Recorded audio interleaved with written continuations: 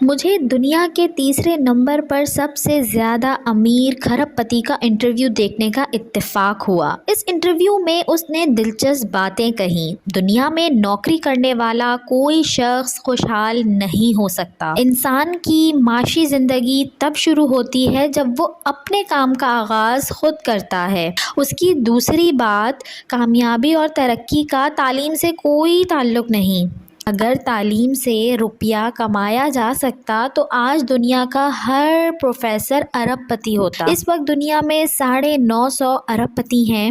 ان میں سے کوئی بھی پروفیسر ماہر تعلیم شامل نہیں۔ دنیا میں ہمیشہ درمیانے پڑھے لکھے لوگوں نے ترقی کی۔ یہ لوگ وقت کی قدر و قیمت سمجھتے ہیں اور یہ لوگ ڈگریاں حاصل کرنے کے بجائے طالب علمی کے دور میں ہی کاروبار شروع کر دیتے ہیں۔ کامیابی ان کو کالج یا یونیورسٹی کے بجائے کارخانے یا منڈی میں لے جاتی ہے۔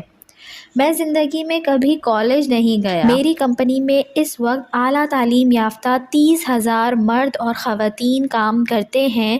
یہ تعلیم یافتہ لوگ مجھ سے وژن، عقل اور دماغ میں بہت بہتر ہیں، لیکن ان میں نوکری چھوڑنے کا حوصلہ نہیں۔ انہیں اپنے اور اپنی صلاحیتوں پر اعتبار نہیں۔ اگر کوئی شخص میرے لیے کام کر سکتا ہے تو وہ اپنے لیے بھی کر سکتا ہے، بس اس کے لیے ذرا سا حوصلہ چاہیے۔